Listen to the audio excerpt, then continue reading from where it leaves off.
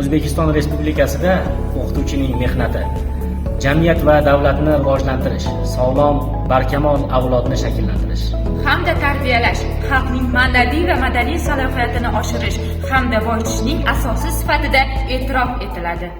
Davlat o'qituvchilarning sha'ni, qadr-qimmatini himoya qilish, ularning ijtimoiy va moddiy farovonligi, kasbiy jihatdan o'sishi to'g'risida g'amxo'rlik qiladi.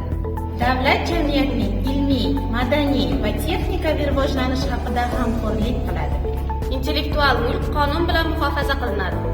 Har kimga ilmiy, texnikaviy va badiiy ijod erkinligi, madaniyat yutuqlaridan foydalanish huquqi kafolatlanadi.